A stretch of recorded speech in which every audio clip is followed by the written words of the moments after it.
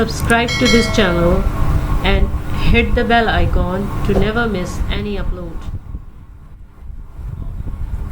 Bismillahirrahmanirrahim.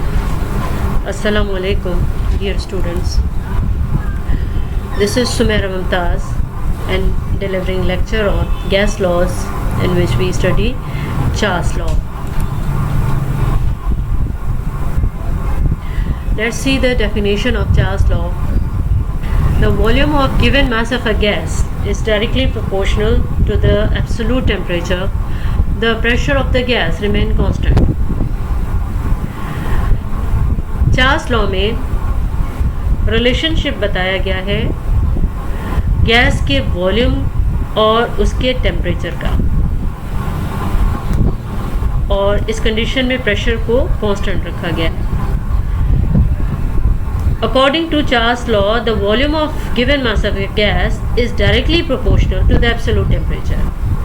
यानी कि gas के वॉल्यूम का एब्सोल्यूट टेम्परेचर से डायरेक्ट रिलेशन है. किस तरह से? If temperature will be increased, the volume of gas will also be increased. If the temperature will be decreased, the volume of the gas will also be decreased. Let's see the explanation of Charles law. If we have a certain volume of a gas at any certain temperature, here the pressure of the gas will be constant. अगर हमारे पास एक certain volume है gas का और एक temperature है उसका और pressure को constant रखा गया है, if we will increase the temperature of the gas, we will observe that the volume of the gas will also be increased. अगर टेम्परेचर को बढ़ाया जाएगा, इंक्रीज किया जाएगा, तो वॉल्यूम भी इंक्रीज होगा. गैस का वॉल्यूम भी इंक्रीज हो जाएगा जब टेम्परेचर को इंक्रीज करेंगे. It is because the gas molecule will get energy when the temperature is raised. The kinetic energy of the molecule will be increased and molecules start colliding with each other and with the walls of container, resulting the increase in volume of the gas. यानी कि अगर temperature increase किया जाएगा तो gas molecules energy receive करेंगे, उनकी kinetic energy increase हो जाएगी और एक दूसरे से कोलाइड करेंगे, एक दूसरे से टकराएंगे और कंटेनर के वॉल से भी टकराएंगे. और इससे क्या होगा? टकरा के पीछे चले जाएंगे, दूर चले जाएंगे. और उससे क्या होगा कि गैस का वॉल्यूम बढ़ जाएगा. यानी कि टेम्परेचर इंक्रीज करने से गैस का वॉल्यूम बढ़ गया. And if temperature of the gas will be decreased, the kinetic energy of molecule will also be decreased, and collision of molecule will be decreased, resulting the decrease in volume of the gas. इसी तरह से अगर temperature को decrease कर दिया जाएगा, temperature कम कर दिया जाएगा, गैस को ठंडा किया जाएगा, तो क्या होगा कि उन गैस मॉलिक्यूल्स की काइनेटिक एनर्जी डिक्रीज हो जाएगी, कम हो जाएगी. वो एक दूसरे से कोलाइड कम करेंगे, कोलिजन कम हो जाएगा. और कोलिजन कम होने से क्या होगा कि वॉल्यूम कम हो जाएगा, गैस का वॉल्यूम कम हो जाएगा. यानी कि यहाँ पे हम रिलेशनशिप देख रहे हैं volume of the gas and its temperature. तो इनका आपस में डायरेक्ट रिलेशन है.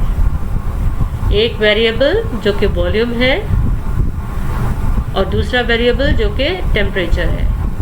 एक वेरिएबल इंक्रीज हो रहा है तो दूसरा वेरिएबल भी उसके साथ इंक्रीज हो रहा है. एक वेरिएबल डिक्रीज हो रहा है तो दूसरा वेरिएबल भी डिक्रीज हो रहा है. तो इस तरह के रिलेशनशिप को हम डायरेक्ट रिलेशन कहते हैं या फिर डायरेक्टली प्रोपोर्शनल कहते हैं. यानी कि volume of given mass of a gas is directly proportional to the absolute temperature. Let's see the pictorial explanation of Charles law. इस पिक्चर में देखें कि एक सर्टेन वॉल्यूम है गैस इस कंटेनर के अंदर और इसमें हाफ कैंडल बताई गई है, हाफ कैंडल दिखाई गई है, यानी कि लेस टेम्परेचर और कम टेम्परेचर पे इतना वॉल्यूम है। दूसरी पिक्चर में ये फुल कैंडल पे टेम्परेचर, इसका मतलब है कि इंक्रीज कर दिया गया। इंक्रीज करने से क्या हुआ कि volume of the gas is increased, temperature is increased, volume is increased, and in this picture temperature is further increased. Two candles are lying here, that means temperature is increased, and we are seeing that the volume of the gas is also increased. यानी कि एक variable जो कि temperature है वो बढ़ रहा है तो वॉल्यूम भी बढ़ रहा है। टेम्परेचर कम हो रहा है तो वॉल्यूम भी कम हो रहा है, टेम्परेचर कम हो रहा है तो वॉल्यूम भी कम हो रहा है। As the temperature increases, the volume increases because the faster molecules collide harder and push each other farther apart. यानी कि टेम्परेचर जब बढ़ेगा तो गैस के मॉलिक्यूल्स एक दूसरे से हार्डली कोलाइड करेंगे और एक दूसरे को दूर टकरा के दूर कर देंगे, तो उससे क्या होगा कि वॉल्यूम इंक्रीज हो जाएगा। Graph between volume and absolute temperature.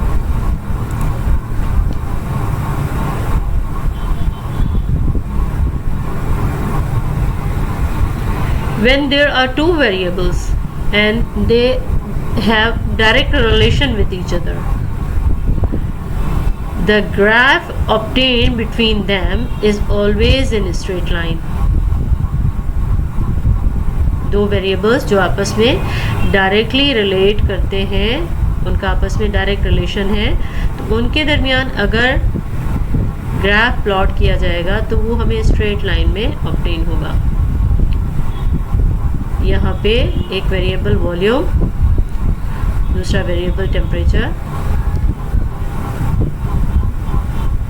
इस पॉइंट पे देखिए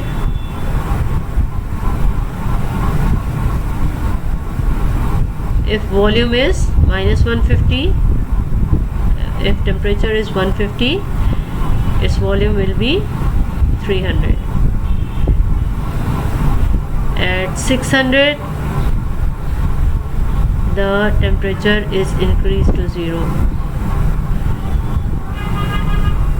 At 60 temperature the volume is raised to 800. यानी कि वॉल्यूम बढ़ रहा है, टेम्परेचर भी इंक्रीज हो रहा है, टेम्परेचर इंक्रीज हो रहा है तो वॉल्यूम भी बढ़ रहा है। तो इस तरह से हमें जो लाइन ऑब्टेन होगी वो स्ट्रेट लाइन होगी, तो इनका ग्राफ जो होगा वो स्ट्रेट लाइन में होगा।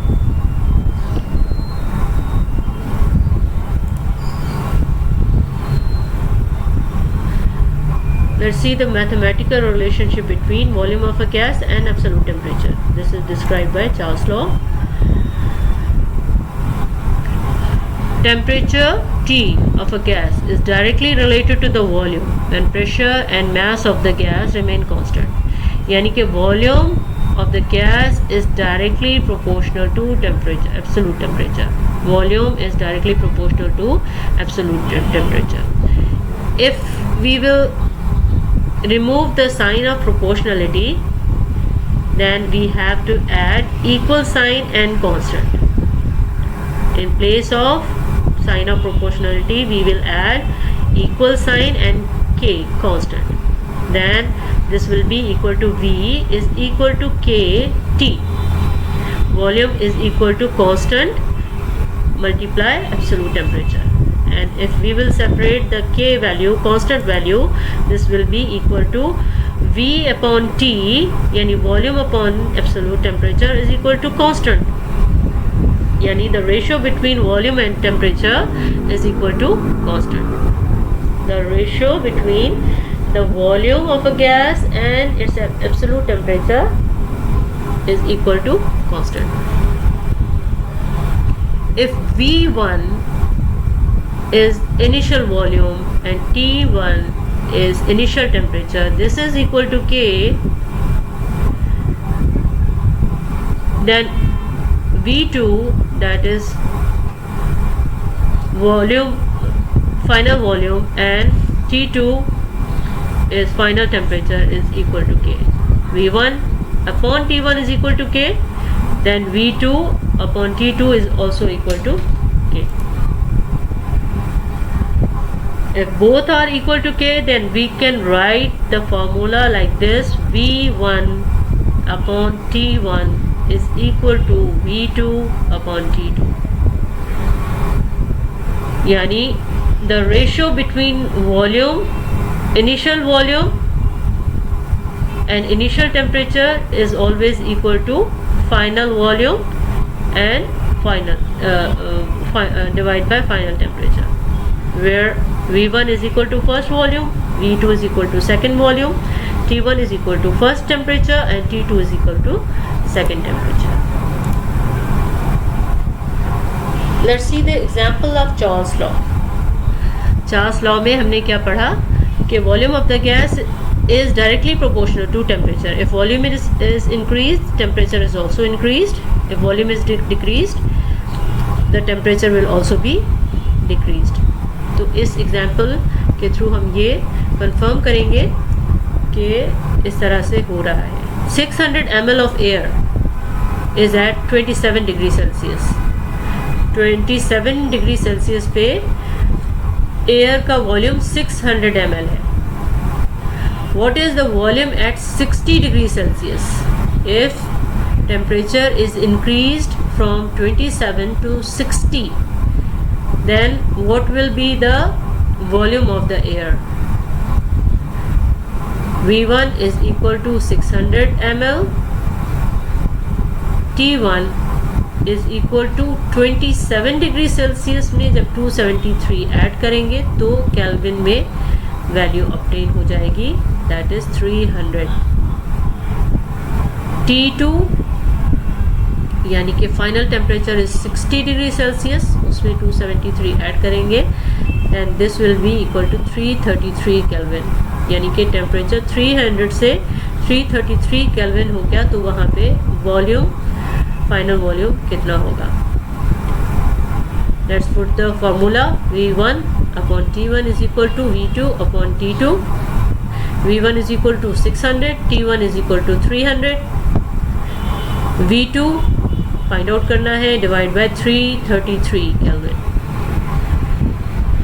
V2 फाइंड आउट करना है तो 333 जाके यहाँ पे मल्टीप्लाई हो जाएगा. 600 multiply 333 divided by 300 and we will get the value of volume 2, that is 666 ml. यानी कि फाइनल वॉल्यूम जो होगा वो 666 ml होगा. तो यहाँ पे हम ये देखें कि इनिशियल वॉल्यूम 600 था, टेम्परेचर बढ़ाने से 666 ml हो गया, यानी कि टेम्परेचर बढ़ा तो वॉल्यूम भी इंक्रीज हो गया. तो इस तरह से ये प्रूफ हो गया कि if the volume of the gas is increased, the temperature is also increased. The temperature is increased, volume is also increased. Thank you so much. Thanks for watching. Allah Hafiz.